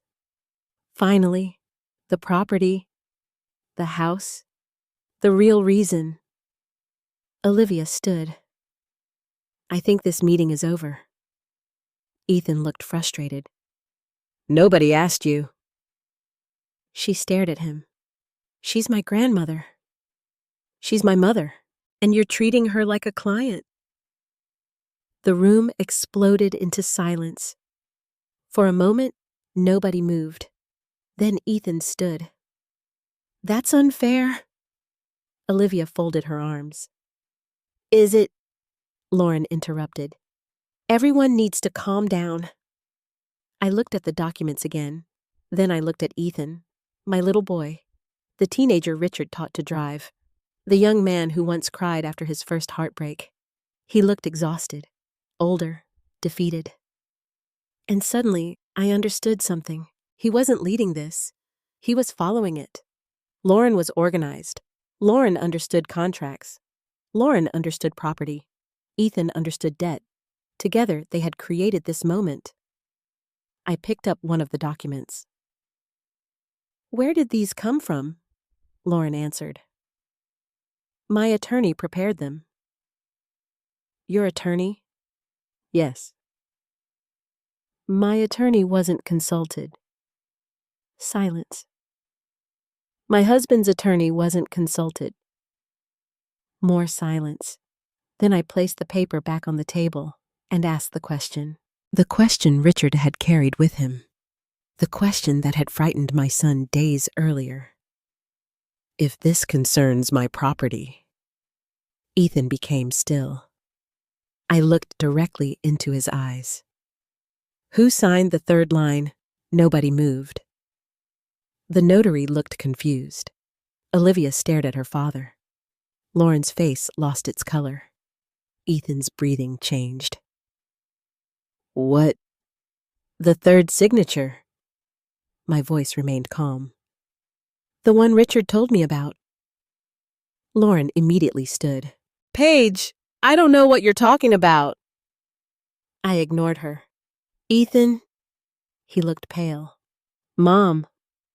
Who signed it? I don't know. I leaned forward.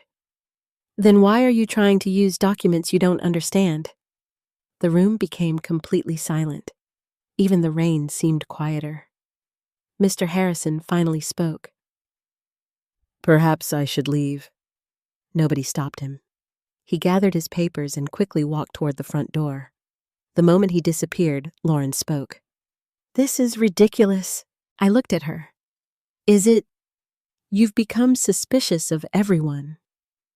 No. I glanced at Ethan. Only some people. He suddenly stood. Mom, we were trying to help. By bringing a notary, his voice rose. Because you won't listen. I felt my heart breaking. Listen to what? He looked exhausted. That you can't do everything alone forever. The words hurt because part of them were true. Age eventually reaches everyone. But fear is different from love. Control is different from care.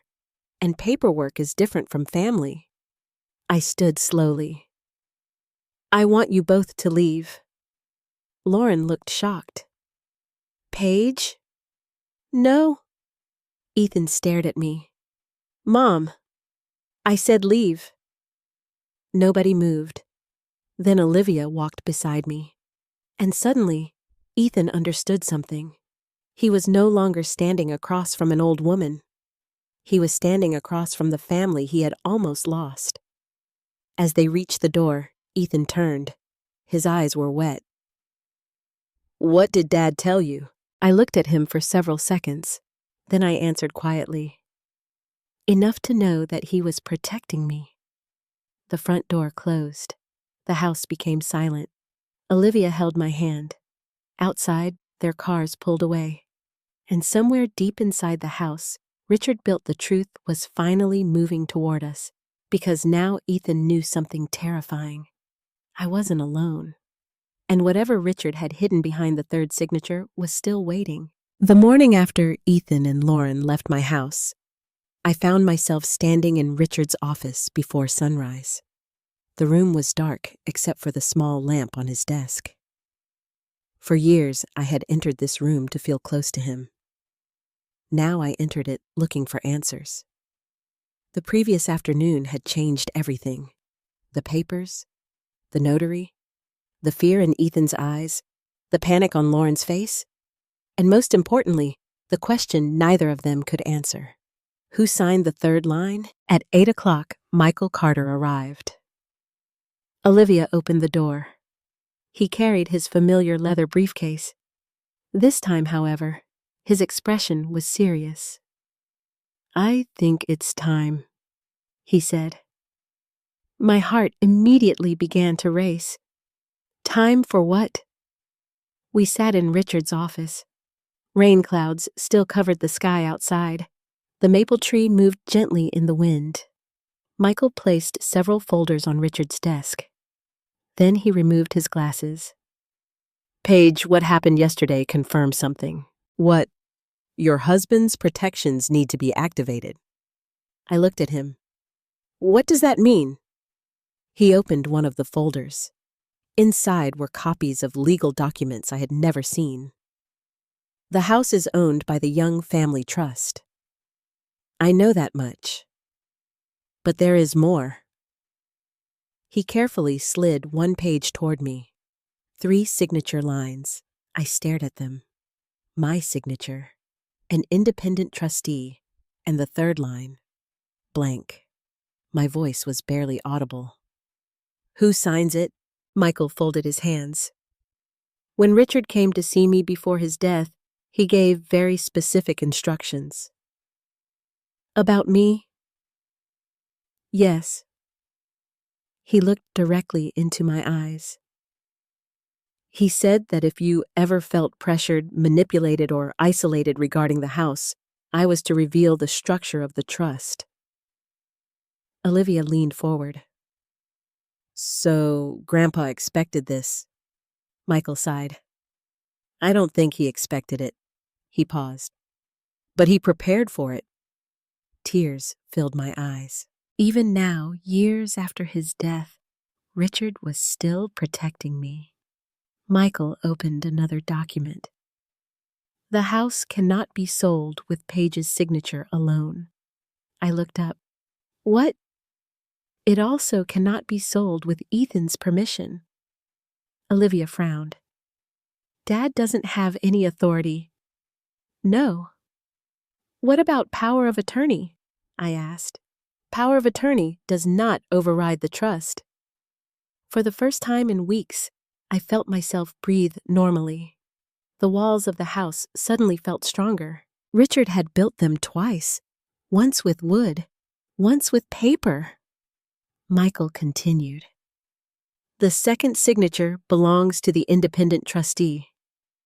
You? Yes. I nodded slowly. And the third? He was silent. For several moments, nobody spoke. Finally, he reached into his briefcase. He removed a sealed envelope. My name appeared on the front. Richard's handwriting. My entire body became still. He told me not to open this until now. My hands trembled as I accepted it. The paper had yellowed slightly with age. Richard's handwriting remained strong. I carefully opened the envelope. Inside was a letter. My eyes immediately filled with tears. My dearest Paige, if you're reading this, something has happened that I prayed would never happen. First, I need you to know something. You did nothing wrong. If someone you love has disappointed you, that is not because you trusted too much. It's because they forgot what love means. I stopped reading. Tears rolled down my cheeks. Olivia quietly held my hand. I continued. The house belongs to you. Always. But I knew that someday you might hesitate to protect yourself because your heart is kinder than mine. So I created one final safeguard, one final wall, one final promise. I looked at Michael. He nodded. Keep reading. The third signature belongs to the person I trust most to protect you when I no longer can. Someone who loves you more than money. Someone who understands this house is not property. It is family. I stopped breathing. Slowly, I lowered the letter. Olivia sat perfectly still. Michael looked at her. I followed his eyes. And suddenly, I understood. No. Olivia's eyes widened. No. Michael spoke softly.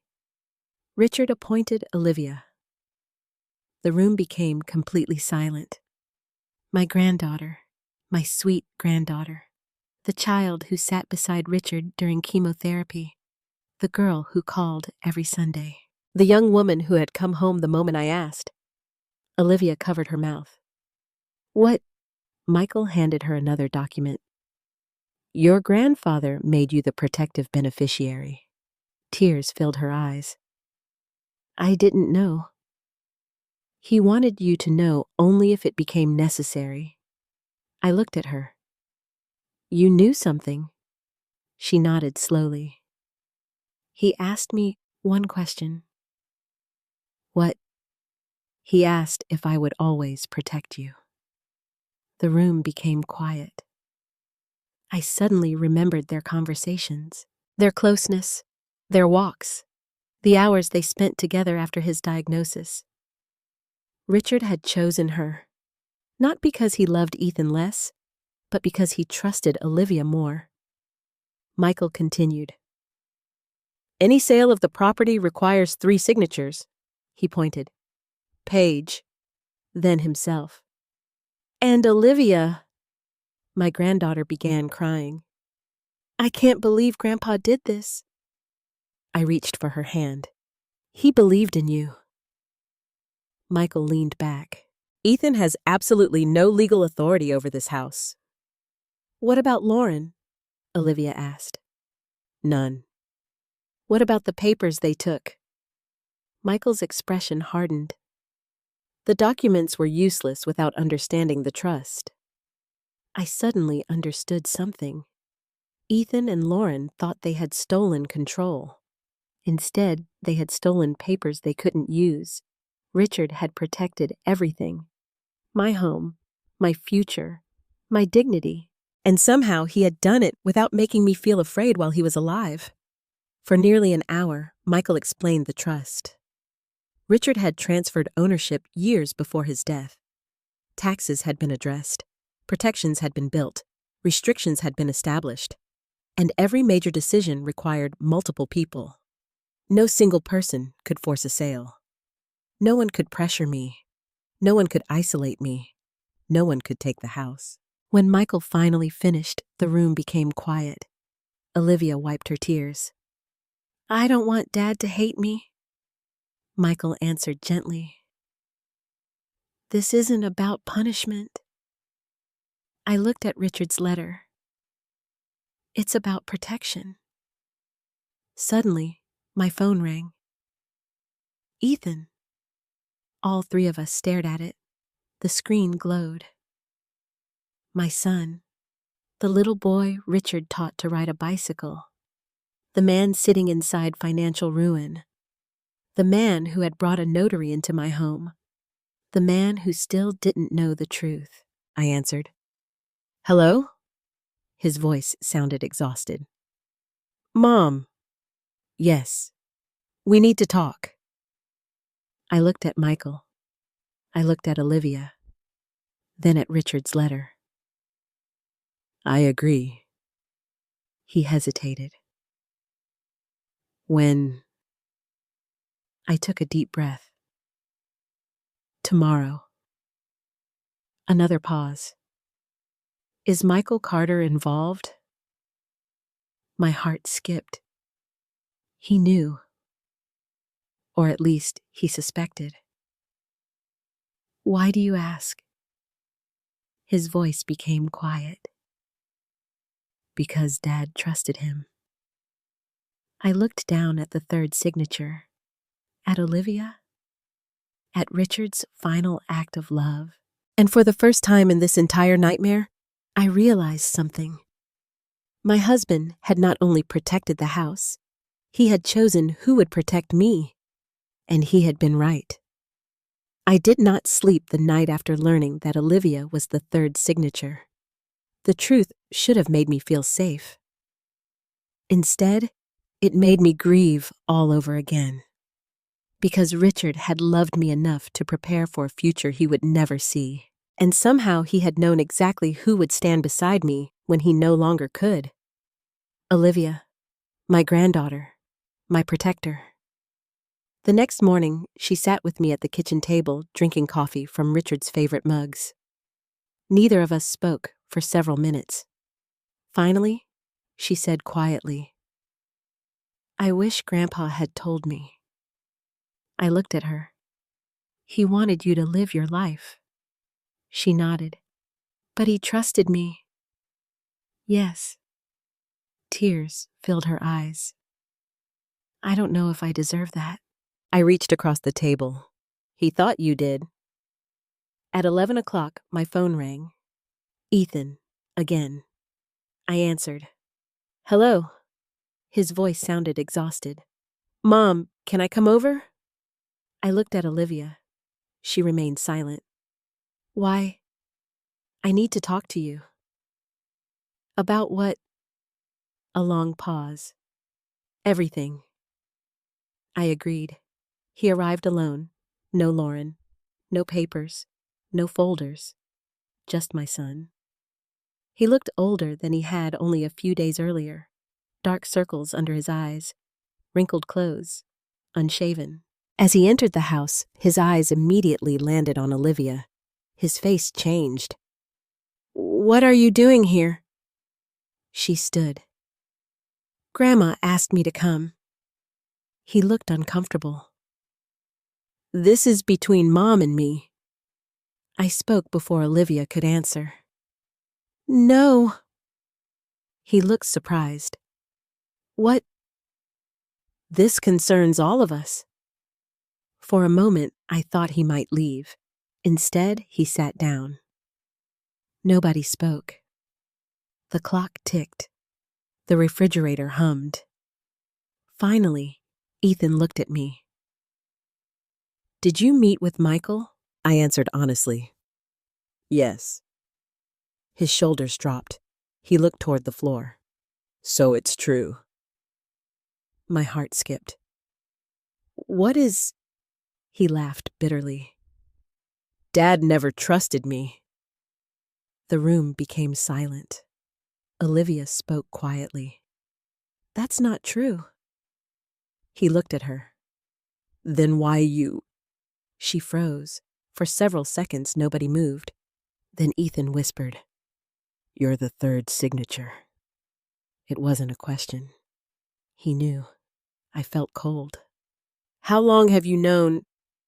He rubbed his face. I found out 3 months ago. My entire body became still. How?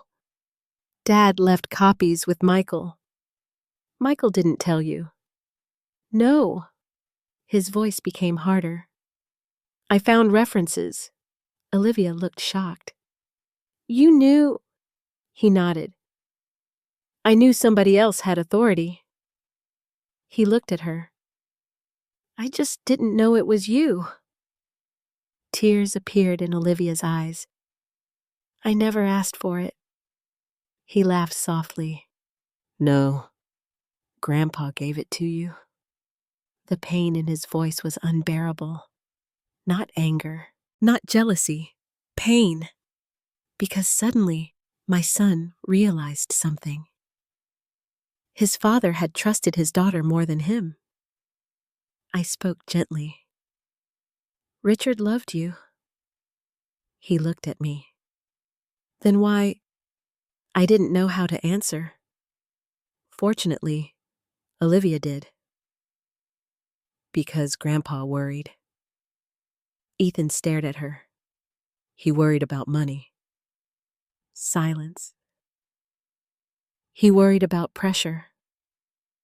More silence. He worried about decisions people make when they're desperate. Ethan lowered his eyes.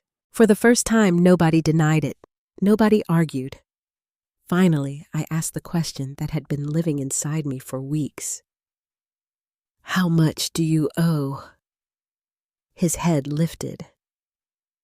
What? Tell me. He looked away. I don't know. How much? He swallowed. Almost $300,000.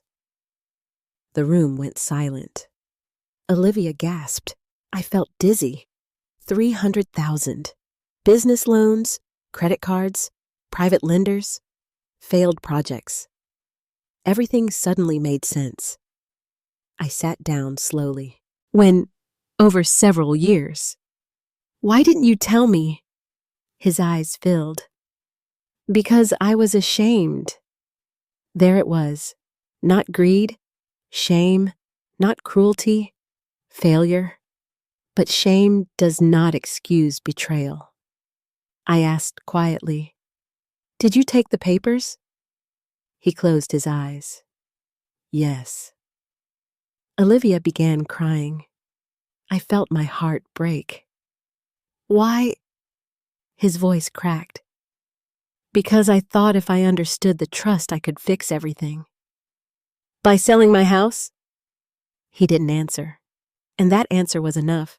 A few moments later, another car pulled into the driveway. Lauren. She entered quickly. The moment she saw Olivia, she stopped. Then she saw Ethan. What are you doing? He stood. We're talking. Her eyes moved to me, then to Olivia, then back to Ethan. Something frightened her. Did you tell them? He didn't answer. She looked at me. Paige, this isn't fair. I almost laughed. Fair. The words sounded strange coming from her. She sat down. We were trying to help. Olivia looked directly at her. No, you were trying to sell her house. Lauren became defensive. We had no choice. No choice?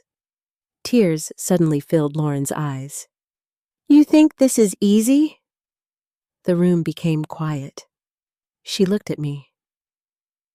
The business failed. She looked at Ethan. The debt kept growing. She lowered her head. We thought we could save everything. I asked softly, by taking my documents. She began crying. We didn't know what else to do. Perhaps she believed those words. Perhaps Ethan did too. But somewhere along the way, they had stopped seeing me as family. They had started seeing me as a solution. Olivia finally spoke. Grandpa knew. Everyone looked at her. He knew people make terrible decisions when they're afraid. Ethan's eyes filled with tears.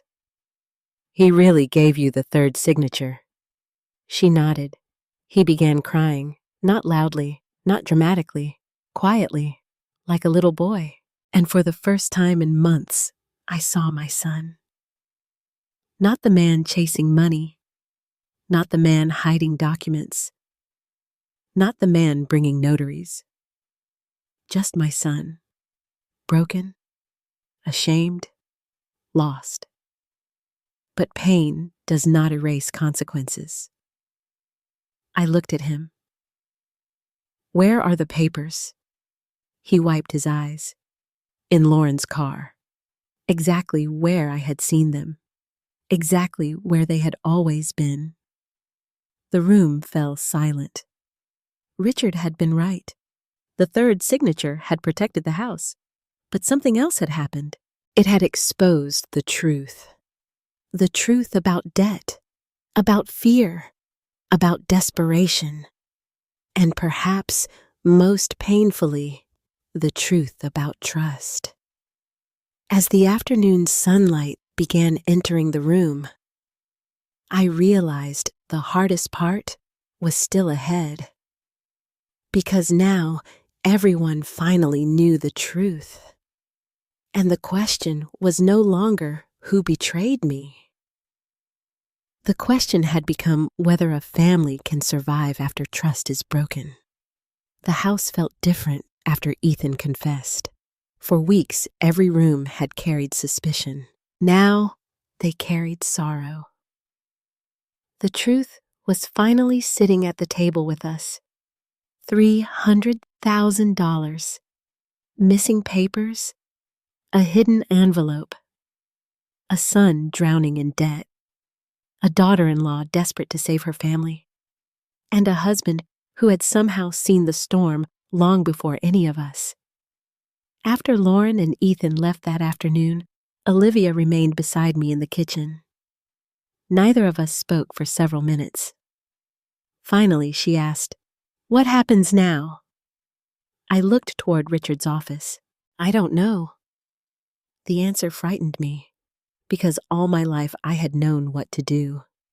Raise Ethan, support Richard, pay bills, keep traditions, protect my family.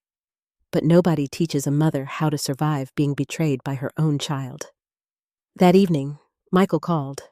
"How did it go?" I told him everything, the confession, the debt, the missing papers, the third signature. When I finished, he remained quiet. Finally, he said, "Richard hoped this would happen." "What?" "The truth." I sat down. He didn't want Ethan punished. Then what did he want? He wanted him to stop before it was too late. I looked out the window. The maple tree moved gently in the evening wind. "Do you think it's too late?" Michael answered carefully. "That depends on Ethan." The next morning, I found something sitting on my front porch. A manila envelope. No note, no name. Inside were the missing documents. The deed, the trust papers, Richard's sealed records, everything. I immediately recognized the coffee stain on the envelope, the same one I had seen inside Lauren's car. Olivia stood beside me. "They brought them back." I nodded. Neither of us needed to ask who. For several moments, I simply held the papers. Weeks of fear, weeks of suspicion, weeks of pain. And now they sat in my hands again. But strangely, I felt no victory, only sadness. Because the return of the papers could not restore trust. At noon, Ethan called.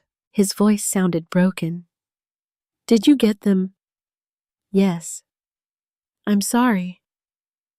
The words finally came. I closed my eyes. "Why now?" His breathing became shaky.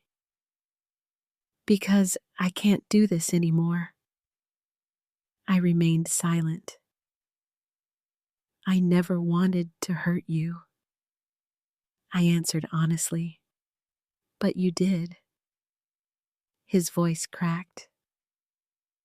"I know." For several seconds, neither of us spoke.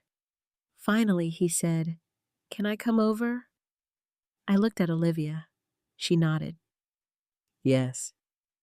He arrived alone, No Lauren, no excuses, no paperwork.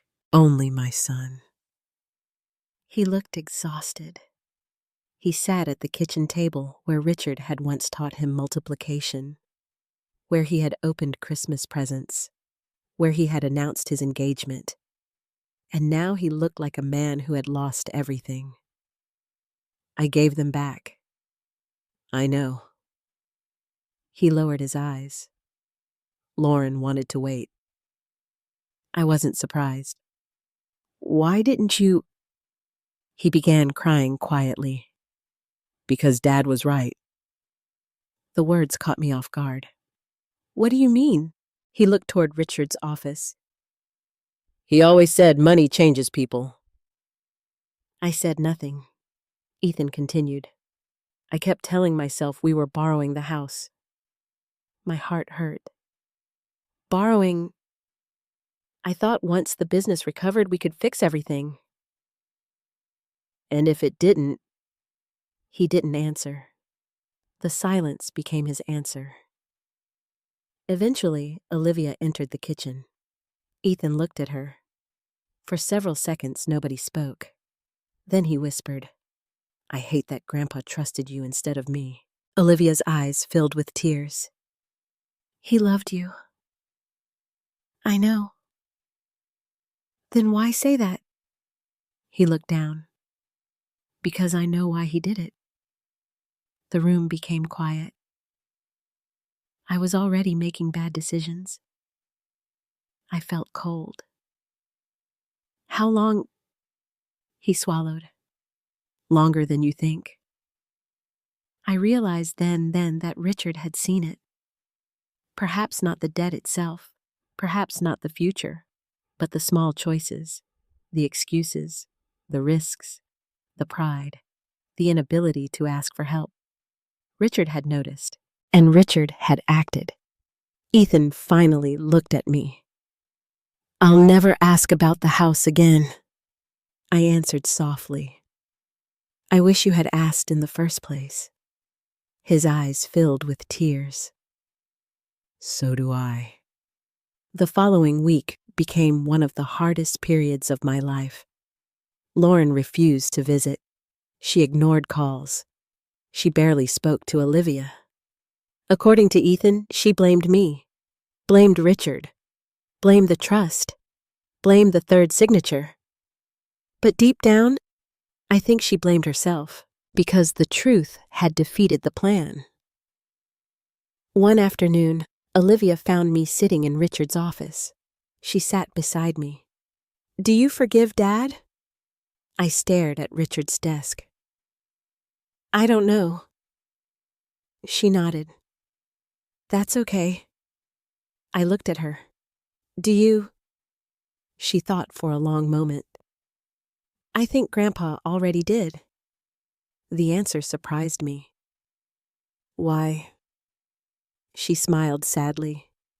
Because he protected him too. I frowned. How? If Grandpa wanted to punish Dad, he could have. She was right. Richard could have excluded Ethan entirely. He could have removed him, disinherited him. But he didn't. Instead, he built boundaries, protection, time, opportunities to choose differently. The trust wasn't punishment. It was mercy. A few days later, Ethan returned. This time, he brought financial documents, debt statements, loan notices, past due accounts, everything. $300,000, maybe more. He placed them on the kitchen table. No more secrets. I looked through the papers. The numbers felt overwhelming. Business failures, personal guarantees, interest, penalties, years of bad decisions. I don't expect help, he said quietly. I looked at him. Then why show me? Because Dad would have wanted the truth. For the first time in months, I saw honesty. Painful honesty. The kind Richard always respected. That evening, after Ethan left, I walked through the house. The living room, the staircase, the kitchen, the office. Nothing had changed, and yet everything had. The papers had returned. The truth had emerged. The third signature had done exactly what Richard intended. It had protected the house, but more importantly, it had stopped a family from crossing a line that could never be undone. As I stood beside the maple tree outside, I suddenly realized something. Richard never built the trust because he distrusted Ethan. He built it because he understood human weakness, and perhaps his final act of love was not protecting me from my son. It was protecting my son from becoming someone he could never forgive. Winter arrived early that year. By the first week of November, the maple tree Richard had planted had already lost most of its leaves. The backyard looked empty, and the cold winds that moved through Columbus seemed to find every crack in the old house. For the first time in months, the silence inside my home no longer frightened me, but it still hurt. Ethan had confessed. The papers had been returned. The truth had finally been spoken aloud, yet forgiveness had not arrived, because forgiveness and trust are not the same thing.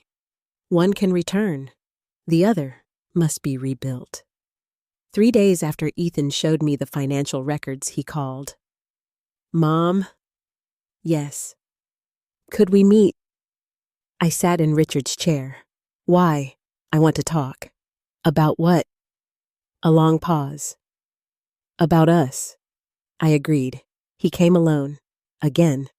No Lauren, no explanations, no documents. Only my son. He looked thinner than before. The stress had begun to show in his face. The confidence he once carried was gone. We sat in the kitchen, the same kitchen where Richard and I had raised him. For several minutes, neither of us spoke. Finally, Ethan looked at me. "Lauren moved out."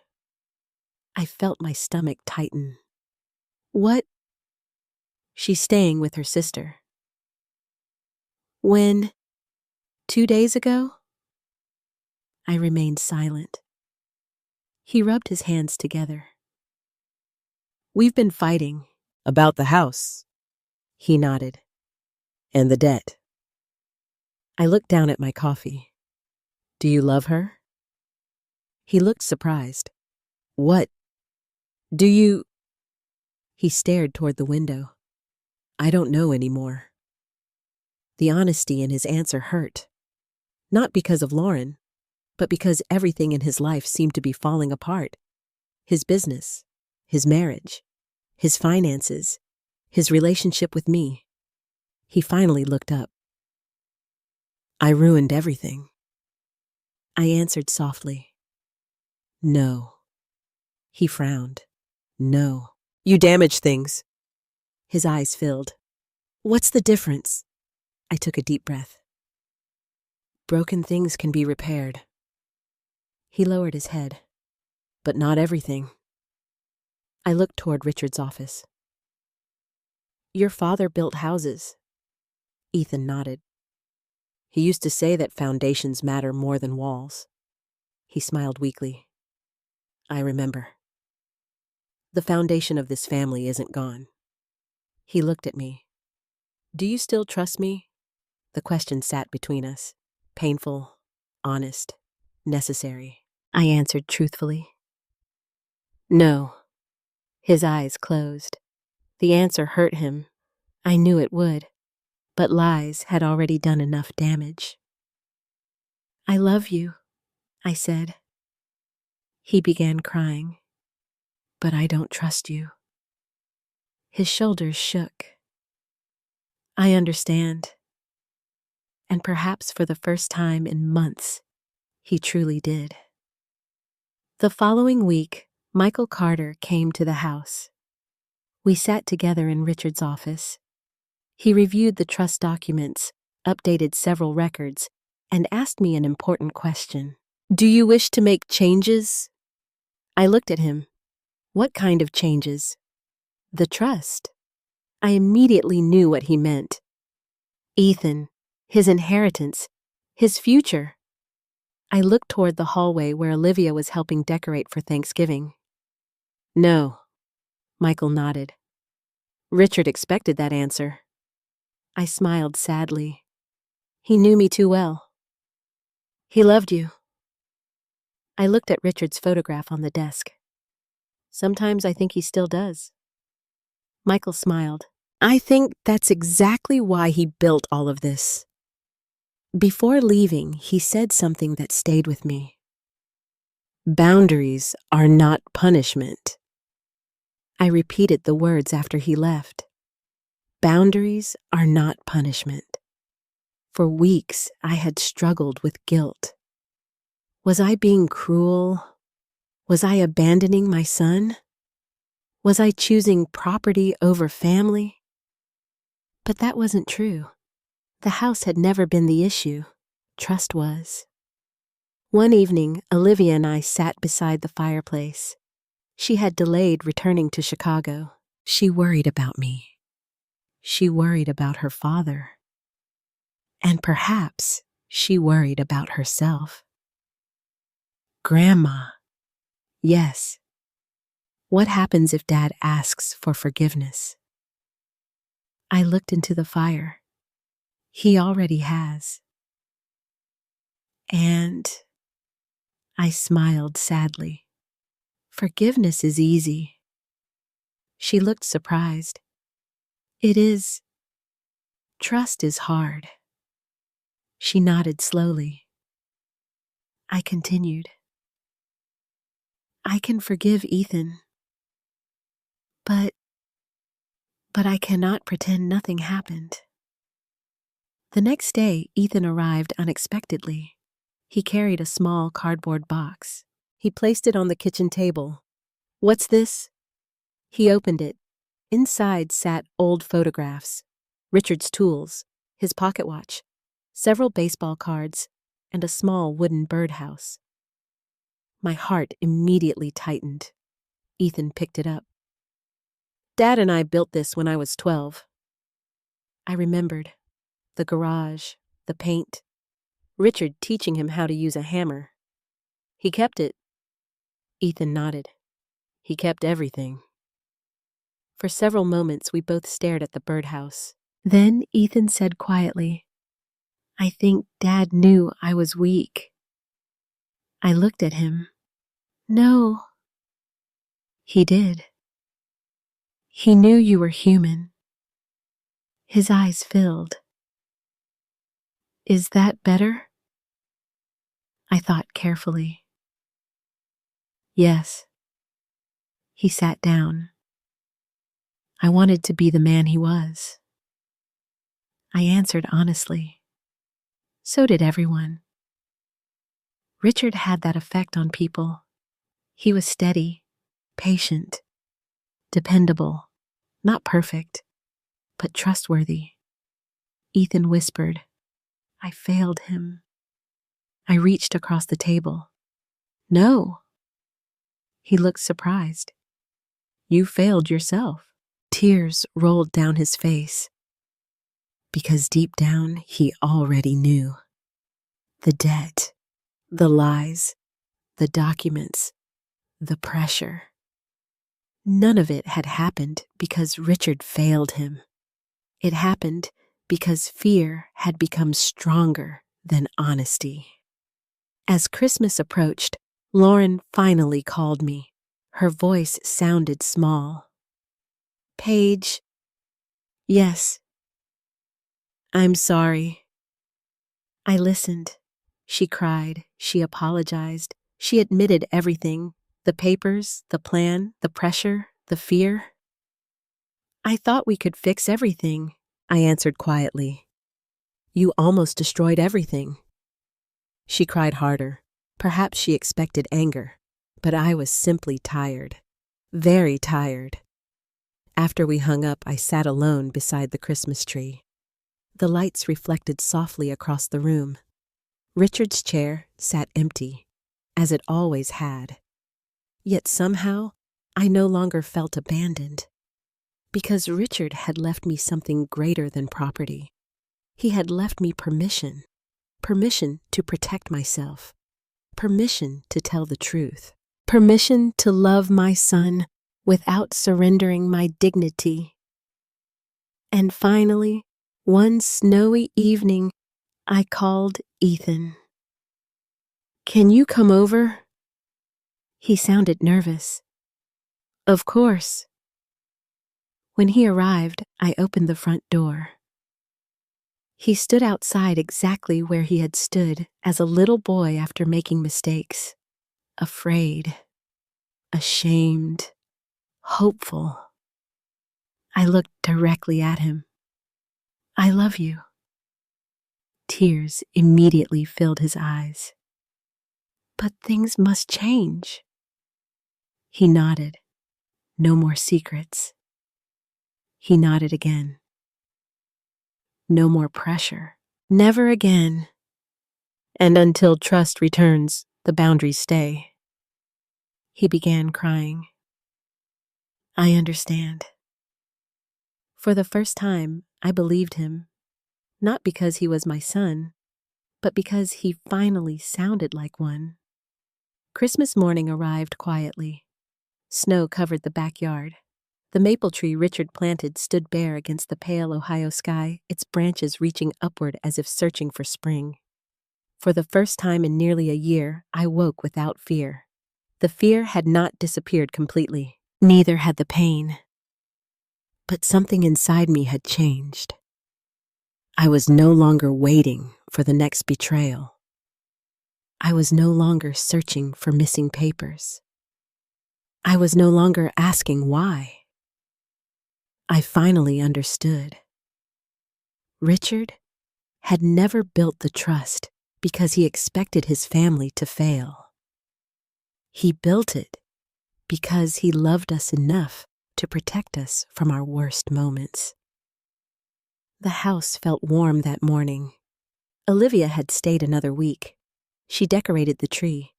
She baked Richard's favorite cookies. She placed his old military photograph beside the fireplace. And somehow, the house no longer felt empty. Around 10 o'clock, the doorbell rang. Ethan stood outside, alone. He carried no gifts, no folders, no documents, only a small wooden box. Snow rested on his coat. His eyes looked tired but peaceful. "Merry Christmas, Mom." I stepped aside. "Merry Christmas." He entered slowly, as though asking permission from the house itself. Olivia hugged him. He held her tightly. Neither of them spoke.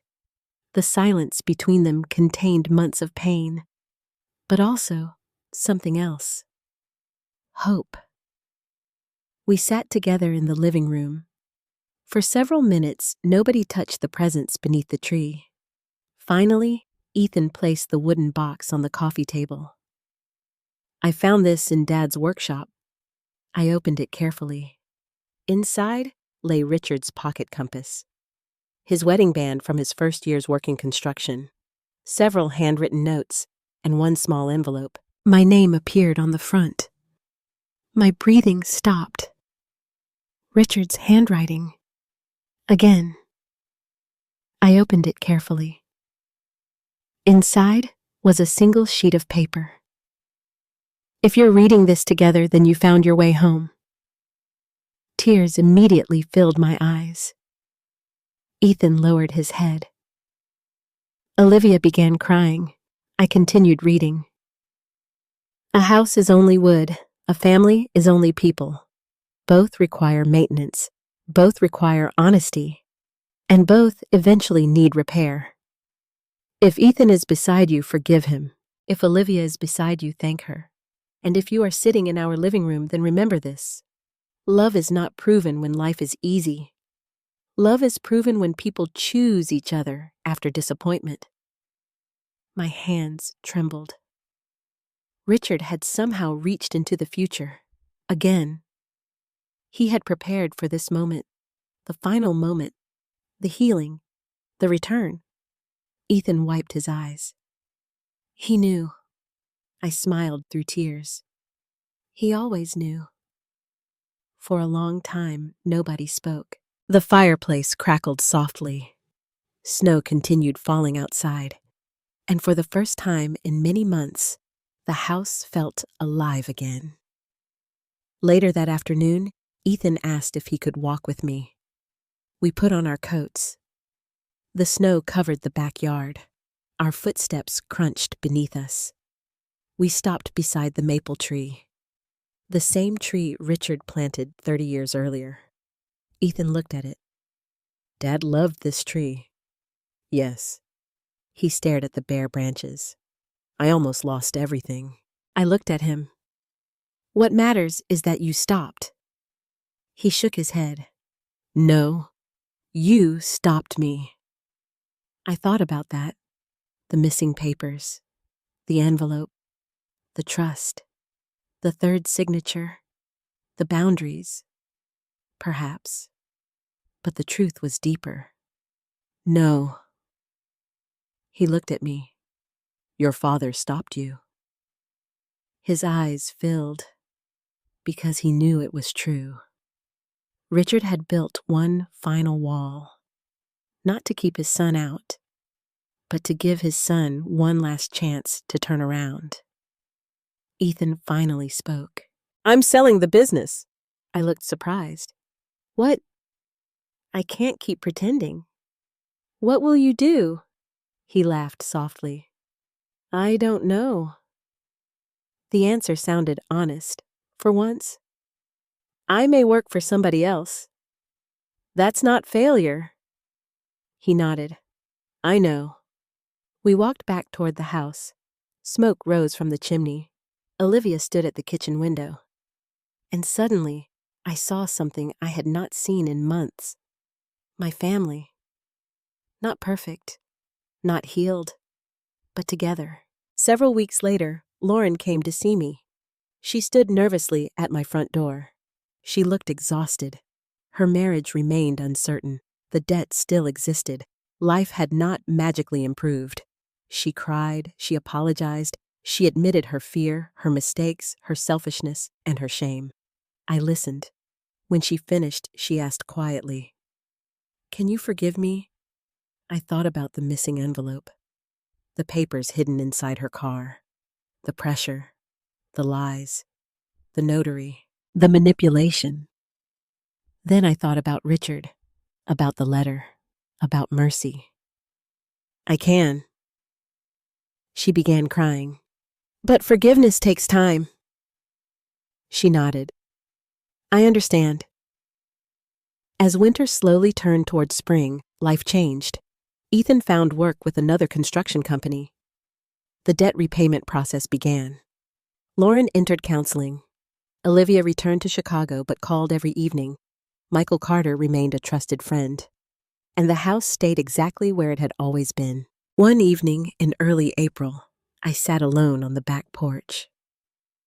The maple tree had begun growing new leaves. The air smelled like spring. Richard's chair sat beside me, empty, but not lonely. I finally understood the third signature. It was never really about legal documents. It was never really about property. Richard had chosen Olivia because he wanted someone to protect my heart, someone who understood that a home is not measured in dollars. It is measured in memories. The third signature represented love. The kind of love that protects without controlling. The kind of love that waits patiently. The kind of love that survives death.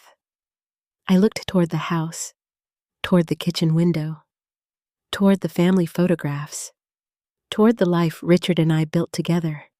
And for the first time since his death, I spoke aloud. You can rest now.